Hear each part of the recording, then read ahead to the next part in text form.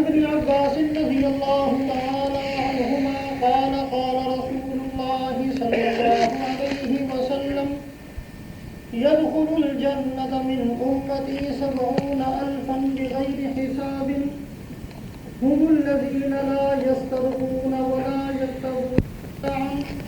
فقال يا رسول الله ادع الله أن يجعلني منهم.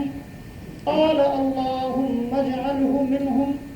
فقام رجل آخر فقال يا رسول الله ادع الله أن يجعلني منهم. فقال رسول الله صلى الله عليه وسلم سبقك بها عكاشة أو كما قال رسول الله صلى الله عليه وسلم. بزرگوں اور دوستوں، ہم میں سے ہر آدمی اس بات کو جانتا ہے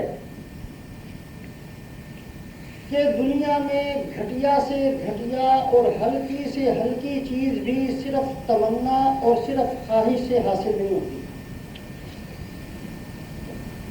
بلکہ چھوٹی سے چھوٹی چیز کو حاصل کرنے کے لیے ایک محنت کرنی پڑتی ہے. کبھی بھی یہ نہ ہوا ہے اور نہ ہوگا کہ ایک انسان مالدار بننا چاہے اور مال اس کو مل جائے.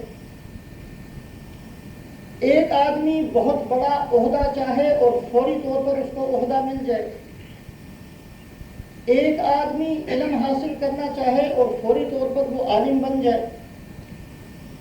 ایک آدمی یہ تمنا رکھے کہ میرے پاس فصلیں ہونی چاہیے اور اس کی زمین کے اندر فصلیں اگنی شروع ہو جائیں. ایک عربی کا شاعر ہے، کہتا ہے لو کان ھذا العلم یدرک بالمنى ما کان یبقى فی البریۃ جاہل. اگر صرف خواہش سے کوئی بندہ عالم بن جاتا تو دنیا میں کوئی بھی جاہل باقی نہ بچتا. ہر بندہ اپنی تمنا اپنی خواہش سے سب کچھ دنیا کا حاصل کر سکتا تھا. ہم سب اس بات کو جانتے ہیں کہ دنیا میں کوئی بھی چیز صرف تمنا سے کبھی بھی نہیں ملا کرتی. حضرت محمد صلی اللہ علیہ وسلم نے ایک سمجھدار آدمی اور ایک بے سمجھ آدمی، ایک کام کا آدمی اور ایک بیکار آدمی، دونوں کو کن الفاظ سے بیان فرمایا. الکیس من دان نفسہ وعمل لما بعد الموت والعاجز من اتبع نفسہ ہواہا وتمنا علی اللہ الامانی. سمجھدار آدمی وہ ہے جو اپنے آپ کو پہچانے، مرنے کے بعد جو زندگی آنے والی ہے اس کے لیے تیاری اور محنت کرے. اور انتہائی بیکار آدمی وہ ہے، انتہائی بے عقل بیوقوف آدمی وہ ہے جو کرے کچھ بھی نہیں اور اللہ پاک سے لمبی لمبی امیدیں باندھ کر بیٹھا رہے. سیدھا جنت میں چلے جانا ہے، اللہ نے مجھے بالکل راضی ہو کر ساری نعمتیں دے دینی ہیں اور پلے اس کے کوئی بھی عمل نہ ہو. اللہ کے رسول صلی اللہ علیہ وسلم نے ایسے آدمی کو بیکار آدمی قرار دیا. آپ صلی اللہ علیہ وسلم کی ساری تعلیمات انسانوں کو اعمال کی طرف متوجہ کرنے کے لیے ہیں، اس لیے کہ بغیر عمل کے دنیا میں کبھی بھی کسی کو کچھ نہیں ملا کرتا. رسول پاک علیہ السلام نے پناہ مانگی اللہ پاک کی، اللہم انی اعوذ بک من العجز والکسل. اے اللہ میں تیری پناہ مانگتا ہوں عاجز آنے سے بھی اور سست ہونے سے بھی. عاجز آنا یہ ہے کہ بندہ کوئی کام کرنا چاہے لیکن اعضاء اس کا ساتھ نہ دے. چل کر مسجد کی طرف جانا چاہتا ہے لیکن خدا نے پاؤں نہیں دیے. ایک آدمی اپنے ہاتھ سے صدقہ خیرات کرنا چاہتا ہے لیکن ہاتھ اس کے پاس نہیں ہے. ایک آدمی مال کسی کو دینا چاہتا ہے لیکن مال اس کو ملا نہیں ہے. ان ساری چیزوں کو کہتے ہیں یہ بندہ عاجز ہے، کرنا چاہتا ہے لیکن کر سکتا نہیں ہے. اور دوسرا یہ ہے کہ بندہ کرنا چاہتا بھی ہے، کر بھی سکتا ہے، لیکن سستی اس قدر اس کے اوپر غالب ہے کہ سستی کی وجہ سے کوئی کام وہ کرتا ہی نہیں. تو رسول پاک علیہ السلام نے جیسے عاجز ہونے سے پناہ مانگی، اسی طریقے سے آپ صلی اللہ علیہ وسلم نے سستی سے پناہ مانگی. ہم سب اس بات کو جانتے ہیں، جیسے دنیا کی ساری کامیابیاں موقوف ہیں عمل پر.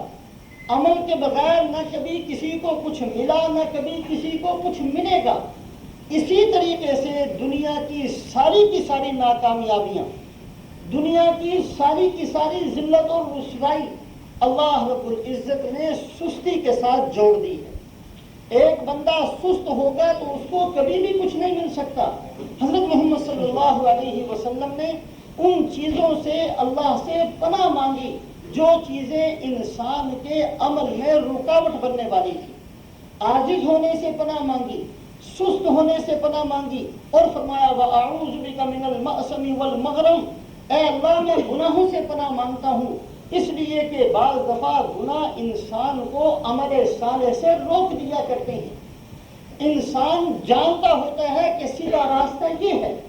انسان سمجھتا ہے کہ نیکی کی بات، نیکی کا کام یہ ہے، لیکن گناہوں کی نحوست کی وجہ سے اللہ کی طرف سے توفیق نہیں ملتی. رسول پاک علیہ السلام نے گناہوں والی زندگی سے امت کو سمجھانے کے لیے اس لیے پناہ مانگی کہ یہ گناہ بھی انسان کو عمل سے روک دینے والی چیز ہوا کرتی ہے. وَأَعُوذُ بِكَ مِنَ الْمَأْسَمِ وَالْمَغْرَمِ، اور فرمایا کہ اے اللہ میں پناہ مانگتا ہوں آپ کی نقصان کے ہو جانے سے. بعض دفعہ انسان کے سامنے سیدھا راستہ بھی ہوتا ہے، انسان عمل کرنا بھی چاہتا ہے، لیکن مصیبت کوئی ایسی اس کے اوپر آ کے گر جایا کرتی ہے کہ وہ بندہ عمل کرنے کی ہمت کھو چکا ہوتا ہے. آپ صلی اللہ علیہ وسلم نے من المأسم والمغرم، اے اللہ گناہوں سے بھی پناہ مانگتا ہوں اور اس قسم کے نقصان سے بھی پناہ مانگتا ہوں. اور آپ صلی اللہ علیہ وسلم نے ارشاد فرمایا وَأَعُوذُ بِكَ مِنْ غَلَبَةِ الدَّيْنِ وَقَهْرِ الرِّجَالِ، اور اے اللہ میں پناہ مانگتا ہوں آپ کی اس بات سے کہ کوئی اور میرے اوپر آ کر مسلط ہو جائے. بعض دفعہ انسان کی بری سوسائٹی، انسان کے غلط قسم کے دوست احباب، انسان کا غلط قسم کا گھر کا معاشرہ انسان کو نیک عمل سے روک دیا کرتا ہے. آپ صلی اللہ علیہ وسلم نے اس وجہ سے اس سے بھی پناہ مانگی وَأَعُوذُ بِكَ مِنْ غَلَبَةِ الدَّيْنِ وَقَهْرِ الرِّجَالِ، اور اے اللہ میں پناہ مانگتا ہوں قرضے کے مسلط ہو جانے سے. یہ ساری وہ چیزیں تھیں جو انسان کو عمل سے روکنے والی تھی. حضرت محمد صلی اللہ علیہ وسلم نے ان سے پناہ مانگی یہ بتلانے کے لیے اپنی امت کو کہ دنیا کے اندر کبھی بھی کسی بھی بندے کو کوئی چیز بغیر محنت بغیر عمل کے نہیں مل سکتی. ہم سب دنیاوی معاملات کے اندر اس بات کو جانتے سمجھتے ہیں کہ صرف خواہش کے کرنے سے، صرف تمنا کے رکھنے سے کوئی بندہ کسی چیز کو حاصل نہیں کیا کرتا، بلکہ اس کے لیے ایک محنت کرنی پڑا کرتی ہے، اور اس کے بعد بھی اگر اللہ چاہے تو وہ چیزیں ملا کرتی ہیں. تو دین بغیر محنت کے صرف خواہش اور تمنا سے کیسے مل سکتا ہے؟ قرآن پاک کا مطالعہ کریں، احادیث طیبہ جو اللہ کے نبی صلی اللہ علیہ وسلم نے ارشاد فرمائی ہیں ان کو غور سے دیکھا جائے. اس میں کوئی شک نہیں ہے، ہم سب کے سب بار بار سنتے رہتے ہیں. اللہ کے نبی صلی اللہ علیہ وسلم نے اپنی امت کی بہت ساری فضیلتوں کو بیان فرمایا. اللہ رب العزت نے اس امت کو ساری امتوں کا سردار بنایا. اس امت کے بارے میں ارشاد فرما دیا گیا یہ امت سب سے اخیر میں آئی ہے اور سب سے پہلے جنت کے اندر داخل ہوگی. اس امت کو دوسری امتوں پر گواہ بنا کر لایا جائے گا. اس امت کی ساری شرافتیں، اس امت کی ساری کرامتیں، اس امت کی ساری فضیلتیں اگر ایک ایک کا مطالعہ کریں گے تو ساری کی ساری عمل سے تعلق رکھتی ہیں. اس میں یہ بات نہیں ہے کہ صرف اس امت میں پیدا ہونے سے بندہ کامیاب ہو جائے. اس امت میں تو ابو جہل بھی پیدا ہوا ہے، اس امت میں ابو لہب بھی پیدا ہوا ہے، اس امت میں بڑے بڑے شیطان قسم کے لوگ پیدا ہوئے ہیں، بڑے بڑے کافر پیدا ہوئے ہیں. تو صرف اس امت کے اندر پیدا ہونے کی کوئی فضیلت نہیں ہے، بلکہ جتنے فضائل بیان کیے گئے، جتنی فضیلتیں اس امت کی ارشاد فرمائی گئی ہیں، اگر آپ گہری نگاہ سے مطالعہ کریں گے تو ہر فضیلت کو کسی نہ کسی عمل کے ساتھ جوڑا گیا ہے. یہ بتلانے کے لیے کہ کوئی بھی فضیلت آپ حاصل نہیں کر سکتے اس وقت تک جب تک کہ اپنے آپ کو عمل کی لائن کے اندر ڈالنے والے نہ بنے. مشرکین مکہ اور یہود اور نصارہ یہ تین وہ گروہ تھے، وہ طبقات تھے جن پر حضرت محمد صلی اللہ علیہ وسلم نے براہ راست محنت کو شروع فرمایا. ایک طبقہ تھا جو بتوں کو پوجتا تھا، ایک طبقہ تھا جو اپنے آپ کو اہل کتاب کہتا یہودی تھا، ایک طبقہ تھا جو نصارہ کا تھا، عیسائی تھا، وہ بھی اپنے آپ کو اہل کتاب کہتا۔ حضرت ابراہیم علیہ السلام کو سب کے سب عزت کی نگاہ سے دیکھتے ہیں۔ یہودی کہتے ہیں کہ ابراہیم علیہ السلام ہمارے نبی ہیں، اور عیسائی کہتے ہیں کہ ابراہیم علیہ السلام ہمارے نبی ہیں۔ مشرکین مکہ کہتے ہیں ابراہیم علیہ السلام بیت اللہ کے بنانے والے اور ہم بیت اللہ کے رہنے والے، لہٰذا ابراہیم علیہ السلام ہمارے نبی ہیں۔ اللہ پاک قرآن پاک کے اندر فیصلہ کرتے ہیں، ان اول الناس بابراہیم للذین اتبعوہ وہذا النبی والذین آمنوا معہ۔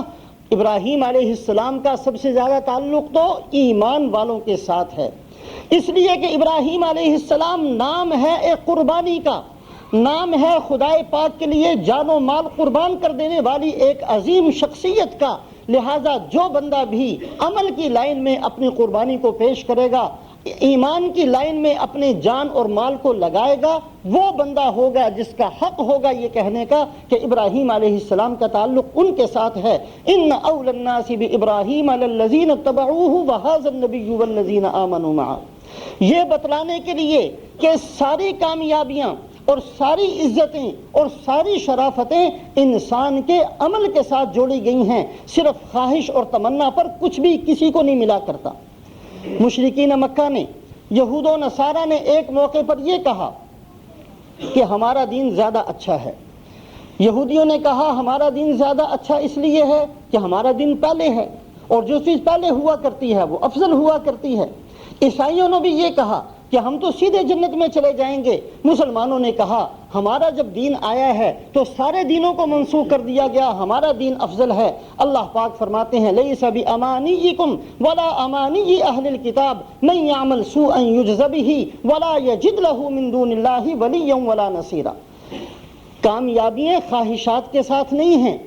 تمہاری تمناؤں پر فیصلے نہیں ہونے کے کہ صرف تم یہ چاہتے ہو کہ ہم اللہ کے بیٹے اور محبوب بن جائیں اور اللہ تمہیں بنا دیں، ایسا نہیں ہے۔ اللہ کے ہاں اصول تو یہ ہے کہ جو آدمی برا کام کر کے آئے گا خدا کی طرف سے اس کو بدلہ دیا جائے گا، اور اللہ جب اس کو بدلہ دیں گے تو خدا کو کوئی روک نہیں سکتا، اور جو اچھے عمل لے کر آئے گا اللہ پاک اس کے لیے کامیابیوں کا فیصلہ کریں گے۔ تو اللہ کے رسول صلی اللہ علیہ وسلم نے اپنی امت کو اس بات کی تعلیم دی ہے کہ یہ امت رات کو بھی اور دن کو بھی ہر حالت کے اندر عمل میں اپنے آپ کو لگا کر رکھے، اس لیے کہ کوئی بھی چیز صرف خواہش اور تمنا سے کبھی کسی کو نہیں ملا کرتی۔ ہم سب اس بات کو جانتے ہیں، اہل بیت رسول پاک علیہ الصلاۃ والسلام کا اپنا خاندان، یہ وہ باعزت اور مقدس خاندان ہے جس کے بارے میں اللہ پاک نے وہ کلمات کہے ہیں جو کسی اور کے بارے میں نہیں کہے۔ اہل بیت کے بارے میں فرمایا انما یرید اللہ لیذھب عنکم الرجس اہل البیت ویطہرکم تطہیرا۔ اے اہل بیت، اللہ ارادہ کر چکے ہیں کہ اللہ پاک نے تمہیں پاک کرنا ہے، ساری گندگیوں کو اور ساری نجاستوں کو اور ساری برائیوں کو تم سے دور رکھنا ہے۔ اہل بیت کے بارے میں یہ بہترین الفاظ اللہ کا قرآن کہتا ہے۔ اتنا اونچا مقام ہے رسول پاک علیہ الصلاۃ والسلام کی وجہ سے سب کو جو کچھ ملا، اور اہل بیت کا چونکہ بڑا قریبی تعلق ہے، اللہ پاک اہل بیت کی فضیلت کو بیان فرماتے ہیں۔ دوسری جگہ ارشاد فرمایا قیامت کا دن ہوگا فلا انصاب بینہم یومئذ ولا یتساءلون، ساری رشتہ داریاں ختم ہو جائیں گی، رسول پاک علیہ الصلاۃ والسلام کی رشتہ داری قیامت والے دن بھی باقی بچے گی۔ اہل بیت کی تقدس کی وجہ سے، ان کے پاک صاف ہونے کی وجہ سے اللہ پاک نے ارشاد فرمایا کہ یہ لوگ زکوٰۃ نہیں لے سکتے، اس لیے کہ زکوٰۃ جو ہے یہ میل ہوتا ہے بندے کے مال کا۔ زکوٰۃ کی وجہ سے مال پاک ہو جاتا ہے، جیسے کپڑا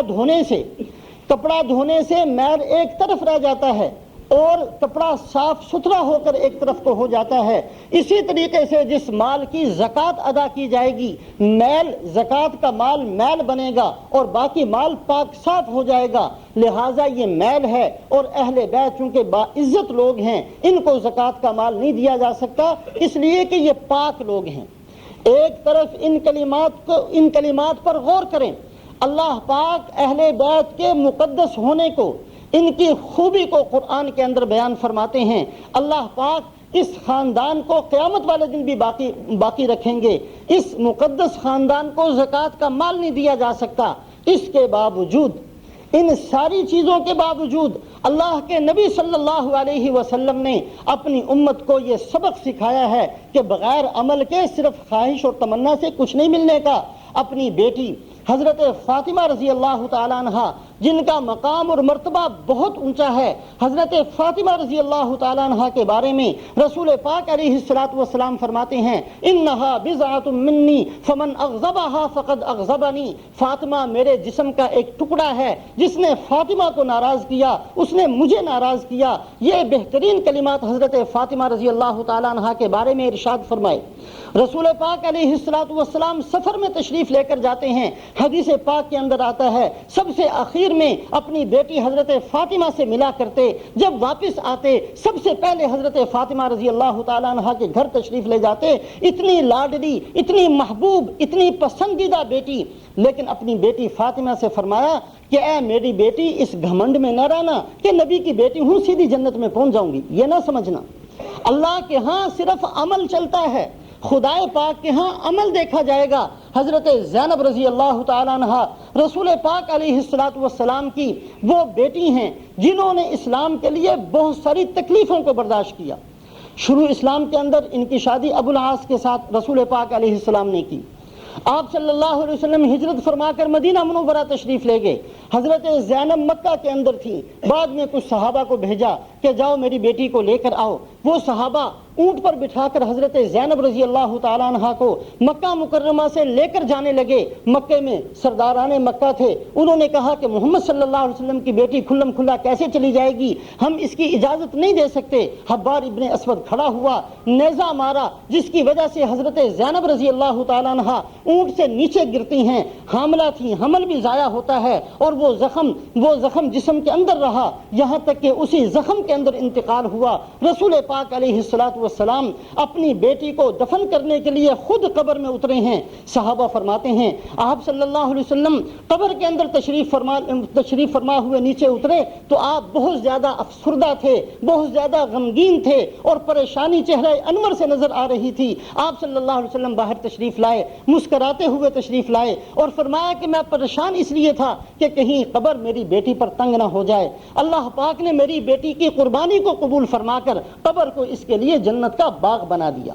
محمد صلی اللہ علیہ وسلم نے بتلایا ہے کہ کوئی اس گھمنڈ میں نہ رہنا کہ صرف خواہش ہماری ہے جنت میں جانے کی تو جنت میں پہنچ جائیں گے، خواہش ہے اللہ کو راضی کرنے کی، اللہ زبردستی ہم سے راضی ہو جائیں گے۔ ہم چونکہ چاہتے ہیں کہ ہم بہترین قسم کی جنت کو حاصل کریں اور کامیابی حاصل کریں، لہذا خود بخود کامیابی ہمیں مل جائیں گی۔ خواہش پر تو دو پیسے نہیں ملا کرتے، صرف تمنا کر لینے سے کچھ نہیں ملنے کا۔ رسول پاک علیہ السلام نے اپنی امت کی جتنی فضیلتیں بیان فرمائی ہیں، اپنی امت کی جتنی شرافتیں اور کرامتوں کو بیان فرمایا ہے، ایک ایک پر غور کر کے دیکھیں، ہر فضیلت کو عمل کے ساتھ جوڑ کر دکھایا،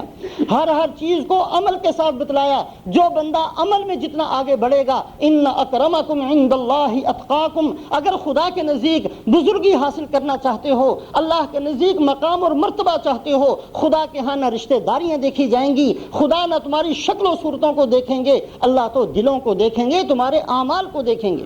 تو سب سے پہلی بات یہ ہے، ہم میں سے ہر آدمی اس بات کو جانتا ہے صرف تمنا کرنے سے کچھ نہیں ملا کرتا، اور دوسری بات یہ ہے کہ ہر شرافت اور کرامت، ہر کامیابی اللہ پاک نے عمل کے ساتھ جوڑی ہے۔ اور تیسری چیز یہ ہے، یہ نہیں کہ جو چاہیں عمل کرتے چلے جائیں، بلکہ خدا کے ہاں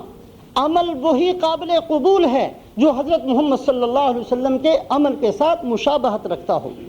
ایک بندہ جتنے چاہے دھکے کھا کر چلا جائے، اگر اس کا عمل سرکار دو عالم حضرت محمد صلی اللہ علیہ وسلم کے عمل کے مطابق نہیں، خدا کے ہاں مردود ہے۔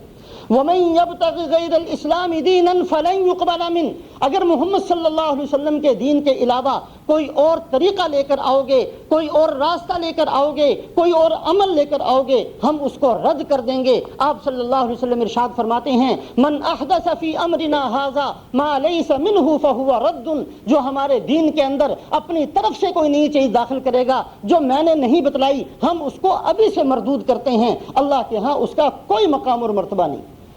حضرت عمر رضی اللہ تعالیٰ عنہ تشریف فرما ہیں، ایک آدمی جو کہ سائل تھا، گداگر تھا، بھیک مانگنے والا تھا، وہ سامنے سے گزرا۔ اس بیچارے کی حالت یہ تھی کہ اس کے کپڑے پھٹے ہوئے تھے، بھوک پیاس اس کے چہرے سے نظر آ رہی تھی، پریشانی نمایاں تھی کہ یہ بندہ بیچارہ بالکل ہی اس کے پلے کچھ نہیں ہے، اور ان ساری چیزوں کے ساتھ ساتھ وہ یہودی تھا، مسلمان نہیں تھا۔ حضرت عمر رضی اللہ تعالیٰ عنہ نے اس سائل کی، اس گداگر کی حالت کو دیکھا تو آنکھوں میں آنسو آ گئے۔ جو بندے ساتھ بیٹھے ہوئے تھے انہوں نے کہا امیر المومنین پریشان ہونے کی کیا بات ہے، یہ مسلمان نہیں ہے، آپ شاید کسی مسلمان کی تکلیف پر پریشان ہوتے ہیں، یہ مسلمان نہیں، یہ تو یہودی ہے، یہ یہودی ہے، اور یہودی ہونے کے ساتھ ساتھ بیچارہ کنگال ہے، فقیر ہے، پلے کچھ نہیں ہے۔ حضرت عمر رضی اللہ تعالیٰ عنہ نے فرمایا اسی لیے تو پریشان ہوں کہ مجھے پتہ ہے یہ یہودی ہے، اگر مسلمان ہوتا اور یہ بیچارہ کنگال ہوتا تو مجھے کوئی دکھ نہ ہوتا، اس کے فقر کا بدلہ تو اس کو آخرت میں مل جانا تھا، اسی لیے مجھے رونا آتا ہے کہ یہ بدبخت اس کی دنیا کے اندر بھی اس کو کچھ نہ ملا، آخرت کے اندر بھی اس کو کچھ نہیں ملے گا۔ هل اتاک حدیث الغاشیہ وجوہ یومئذ خاشعہ عاملۃ ناصبہ، کل قیامت والے دن بہت سارے بندے اللہ کے سامنے اس حالت میں آئیں گے کہ شرم اور ندامت کی وجہ سے ان کی آنکھیں جھکی ہوئی ہوں گی اور تھکاوٹ ان کے اوپر سے ظاہر ہو رہی ہوگی، اور بہت سارے کام کر کے آئے تھے لیکن سارے کے سارے مردود کر دیے گئے، اس لیے کہ ان کا وہ عمل حضرت محمد صلی اللہ علیہ وسلم کے طریقے کے مطابق نہیں تھا۔ یہود و نصارہ نے اپنے زوم میں، اپنے گمان میں بہت کچھ کیا ہے، ہندوؤں سکھوں نے بہت کچھ اپنے گمان میں کیا ہے، لیکن اللہ کا فیصلہ یہ ہے والذین کفروا اعمالهم کسراب بقیعۃ یحسبہ الظمآن ماء، کہ جتنے کافر ہیں وہ جو چاہے کرتے چلے جائیں، اللہ کے ہاں ان کے کسی عمل کا کوئی بدلہ نہیں ہے۔ ان کی مثال بالکل اس طریقے سے ہے جیسے سراب کے اندر، جیسے ریگستان کے اندر دور سے نظر آتا ہے کہ پانی ہے اور قریب جاؤ تو کچھ بھی نہیں ملا کرتا، اسی طریقے سے یہ یہود و نصارہ، یہ جتنے کے جتنے رسول پاک علیہ الصلوۃ والسلام کا انکار کرنے والے لوگ ہیں، جتنی چاہیں محنتیں کر آئیں، لیکن قیامت والے دن ان کے کسی عمل کا کوئی بدلہ ہمارے پاس نہیں ہوگا۔ یہ اللہ کے قرآن نے فیصلہ کیا۔ پہلی بات یہ ہے کہ تمنا سے کچھ نہیں ملتا، دوسری بات یہ ہے کہ عمل کرنا ضروری ہے، اور تیسری بات یہ ہے کہ وہ عمل رسول پاک علیہ الصلوۃ والسلام کا بتلایا ہوا ہو، ورنہ وہ عمل بھی خدا کے ہاں کسی کام کا نہیں۔ اور چوتھی اور آخری بات یہ ہے کہ اس عمل کی پوری حفاظت کی جائے۔ بعض دفعہ ایک آدمی عمل کرتا ہے، وہ عمل صحیح طریقے سے نہیں ہوتا جس کی وجہ سے مردود کر دیا جاتا ہے، کوئی بدلہ نہیں، بھاگ جاؤ یہاں سے۔ بعض دفعہ ایک آدمی عمل کرتا ہے، عمل ٹھیک بھی ہوتا ہے لیکن اس عمل کے کرنے کی نیت ٹھیک نہیں ہوتی۔ آدمی دنیا سے واہ واہ کرانا چاہتا ہوتا ہے، آدمی یہ چاہتا ہے کہ لوگوں کے اندر میرا نام ہو جائے، اس کی ریاکاری کی وجہ سے خدا کے ہاں عمل ٹھیک ہونے کے باوجود، عمل تو یہ تھا کہ اس نے نماز پڑھی تھی، عمل تو یہ تھا اس نے حج کیا تھا، عمل تو یہ تھا اس نے صدقہ خیرات کیا تھا، عمل تو یہ تھا کہ اس نے دین سیکھا اور سکھایا تھا، لیکن ان ساری چیزوں کے اندر اس کی نیت کے بگاڑ کی وجہ سے، ریاکاری کی وجہ سے وہ عمل خدا پاک کے ہاں سے مردود کر دیا جاتا ہے۔ کبھی عمل مردود ہوتا ہے طریقہ غلط ہونے کی وجہ سے، کبھی عمل مردود ہوتا ہے نیت کے غلط ہونے کی وجہ سے۔ اور ایک اور چیز ہے جس کو قرآن پاک کے اندر کئی دفعہ بیان کیا گیا کہ ایک بندے نے عمل کیا، طریقہ بھی ٹھیک تھا، جب عمل کیا اس کی نیت بھی ٹھیک تھی، وہ عمل کرنے کے بعد پھر اس نے کوئی ایسا قسم کا گناہ کیا ہے جس کی وجہ سے زندگی کے عمل بھی ضائع کر دیے جاتے ہیں۔ اللہ پاک نے قرآن پاک کی زبان میں اس گناہ کا نام رکھا ہے حبط عمل، عمل کو ضائع کر دیا جانا۔ بہت ساری مثالیں ہیں، چند باتیں جو قرآن پاک کے اندر بیان کی گئیں۔ ایک فرمایا وَمَن يَرْتَدِدْ مِنْكُمْ عَنْ دِينِهِ فَيَمُتْ وَهُوَ كَافِرٌ فَأُولَٰئِكَ حَبِطَ اللَّهُ أَعْمَالَهُمْ فِي الدُّنْيَا وَالْآخِرَةِ۔ ایک آدمی مسلمان تھا، حالت اسلام کے اندر اس نے بہت سارے کام کیے، بڑے اچھے کام کیے، بڑے اخلاص سے کیے، لیکن اس کے بعد نعوذ باللہ وہ مرتد ہو گیا، اور مرتد ہونے کے بعد پھر اس کو توبہ کی توفیق بھی نہیں ملی، اسی حالت کے اندر وہ مر جاتا ہے، اس کی نمازیں بھی کھڈے میں گئیں اور اس کی زکوٰۃ خیرات بھی کھڈے میں گئی، اس کے کسی عمل کا اس کو کوئی بدلہ نہیں ملے گا، اس لیے کہ یہ ارتداد والا گناہ اور ارتداد والا جو کفر اس نے اختیار کیا تھا، اس کی نحوست کی وجہ سے اس کے وہ عمل جو اس نے ٹھیک بھی کیے تھے، اس کے وہ عمل جس میں نیت بھی ٹھیک تھی، خدا پاک کے ہاں سب ضائع کر دیے گئے۔ اسی طریقے سے فرمایا لا تبطلوا صدقاتکم بالمن والاذى، آدمی صدقہ خیرات کرتا ہے، صدقہ خیرات کرتے ہوئے طریقہ بھی ٹھیک ہے، نیت بھی ٹھیک ہے، لیکن جس پر صدقہ خیرات کیا ہے اس پر احسان جتلانا شروع کر دیتا ہے، وہی تو ہو جو میں نے تمہیں اتنا صدقہ دیا تھا، یا اس کو تکلیف پہنچانا شروع کر دیتا ہے، جس کی وجہ سے وہ عمل جو اس کا قابل قبول تھا، اس کے طریقے ٹھیک ہونے کی وجہ سے، اس کی نیت کے درست ہونے کی وجہ سے، لیکن اس بندے کی تکلیف پہنچانے کی وجہ سے یا احسان کے جتلانے کی وجہ سے خدا پاک کی طرف سے اس عمل کو ضائع کر دیا جاتا ہے۔ اسی طریقے سے فرمایا لئن اشرکت لیحبطن عملک ولتکونن من الخاسرین، ایک آدمی نے کام کیا، اچھا کام کیا، طریقہ بھی ٹھیک ہے، نیت بھی ٹھیک ہے، لیکن اس کے بعد وہ شرک کے اندر مبتلا ہو گیا، اللہ کی ذات اور اللہ کی صفات میں کسی کو شریک بنانا شروع کر دیا، یہ شرک یہ اتنا زبردست قسم کا منحوس قسم کا گناہ ہے جس کی وجہ سے اس کی زندگی کے عمل ضائع ہو جاتے ہیں۔ ایک اور چیز، جیسے اللہ پاک نے اپنی ذات عالی کے اندر شرک کو گوارا نہیں کیا اور شرک کی نحوست کی وجہ سے بڑے بڑے اعمال کو خدا ضائع کر دیتے ہیں، اسی طریقے سے اللہ پاک نے اپنے محبوب حضرت محمد صلی اللہ علیہ وسلم کی شان میں گستاخی کو برداشت نہیں کیا۔ جو آدمی ذرا سی بھی گستاخی کرتا ہے سرکار دو عالم حضرت محمد صلی اللہ علیہ وسلم کی شان میں، اس کے بارے میں بھی قرآن کا فیصلہ یہ ہے کہ اس کے عمل بھی ضائع کر دیے جاتے ہیں۔ یا ایھا الذین آمنوا لا ترفعوا اصواتکم فوق صوت النبی ولا تجہروا له بالقول کجہر بعضکم لبعض ان تحبط اعمالکم وانتم لا تشعرون، اللہ کے رسول صلی اللہ علیہ وسلم کی کے سامنے آواز بھی بلند نہ کیا کرو۔ اگر کسی نے آواز بلند کی، گستاخی کی نیت ہوئی، گستاخی اس سے ہو گئی، تو اس بندے کے بھی وہ عمل جو اس نے ٹھیک طریقے سے کیے تھے، اچھی نیت سے کیے تھے، وہ بھی ضائع کر دیے جاتے ہیں۔ اس کے ساتھ ساتھ سورہ بقرہ کے اندر اللہ رب العزت نے ہاروت ماروت کا لمبا قصہ بیان کیا ہے، جادو کا ایک قصہ بیان کیا، اور اس قصے کو بیان کرنے کے بعد آخر میں فرمایا وَلَقَدْ عَلِمُوا لَمَنِ اشْتَرَاهُ مَا لَهُ فِي الْآخِرَةِ مِنْ خَلَاقٍ، کہ جو بندے جادو وغیرہ کے چکر میں پڑتے ہیں، اللہ پاک فیصلہ کرتے ہیں کہ ان کے سارے عمل بھی ضائع کر دیے جائیں گے۔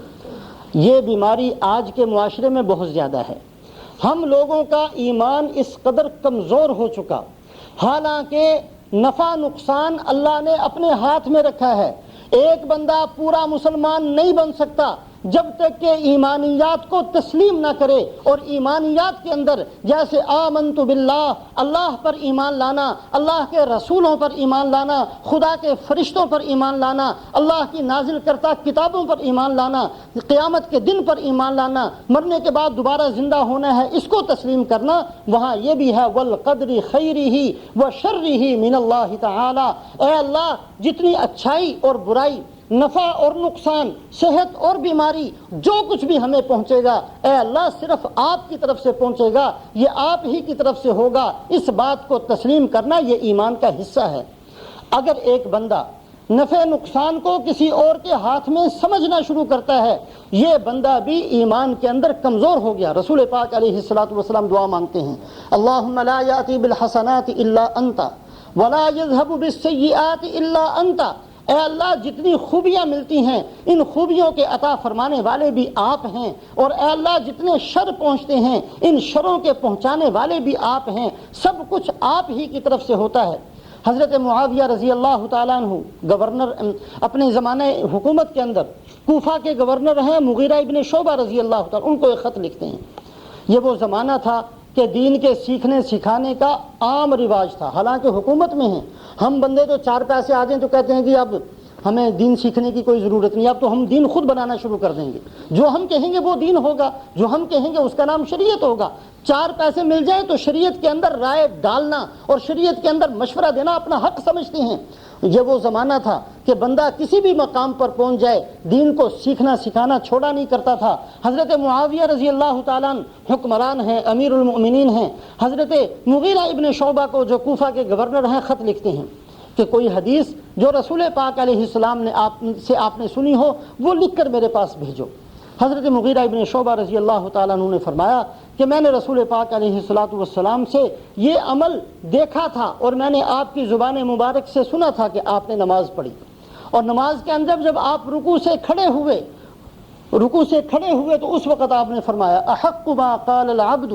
وكلنا لك عبد اللهم لا مانع لما اعطيت ولا معطي لما منعت ولا ينفع ذا الجد منك الجد۔ ایک بندہ ہونے کی وجہ سے کیا کہہ سکتا ہے، اور سب سے زیادہ جو اس کو حق ہے کہ وہ خدا کا بندہ ہونے کی وجہ سے کہے وہ یہ ہے کہ اے اللہ جس کو آپ عطا فرمائیں اس سے کوئی روکنے والا نہیں ہے، اور جس سے آپ روک لیں اس کو کوئی دینے والا نہیں ہے۔ یہ کلمات آپ نے ارشاد فرمائے، اللہم لا مانع لما اعطیت ولا معطی لما منعت ولا ينفع ذا الجد منک الجد۔ یہ حدیث پاک لکھ کے حضرت مغیرہ ابن شعبہ حضرت معاویہ رضی اللہ تعالیٰ عنہ کو بھیجتے ہیں۔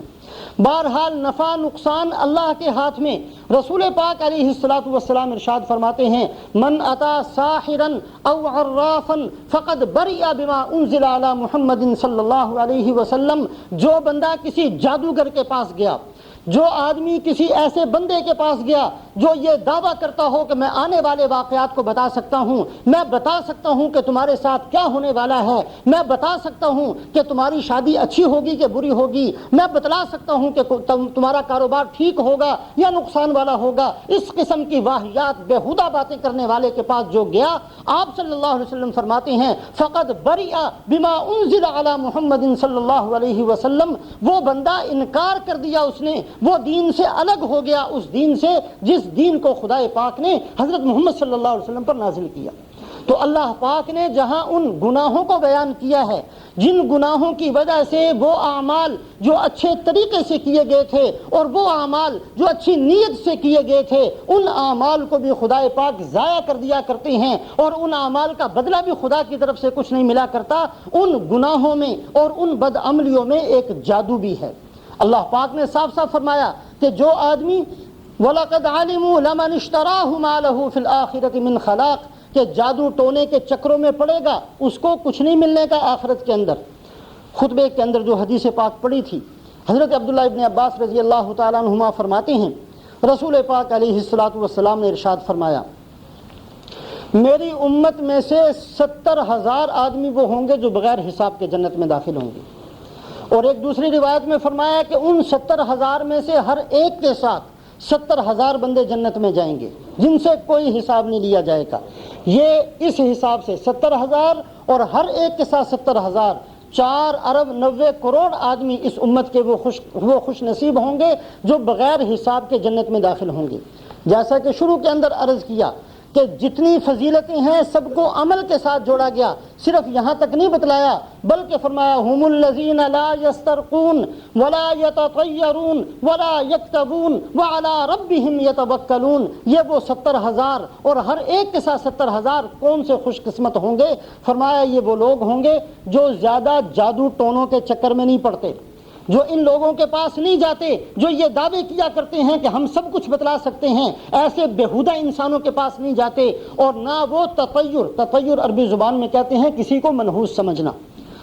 یہ کہنا کہ جب سے ہمارے گھر میں یہ لڑکی آئی ہے ہمارا تو کاروبار ہی ختم ہو گیا، یہ سمجھنا بھی کفر ہے، اس کی کوئی اجازت نہیں ہے۔ جب سے فلانا ہوا ہے، جب سے فلاں بچہ پیدا ہوا ہے، نحوست ہی چھائی ہوئی ہے، یہ تطیر ہے اور اس سے منع فرمایا گیا ہے، لمبا مضمون ہے۔ بہرحال اللہ کے رسول صلی اللہ علیہ وسلم فرماتے ہیں وہ خوش نصیب بندے جو بغیر حساب کے جنت میں جائیں گے ان میں سے وہ جو جادو ٹونوں کے چکر میں نہیں پڑتے، ان میں سے وہ جو کسی کو منحوس نہیں سمجھتے، ولا یکتبون، اور ان میں سے وہ جو اپنے جسموں پر داغ نہیں دیتے، یہ اس زمانے جاہلیت کے اندر ہوتا تھا۔ وعلی ربہم یتوکلون، اور ان کی خوبی یہ ہے کہ ہر بات میں اپنے اللہ پر بھروسہ کرتے ہیں۔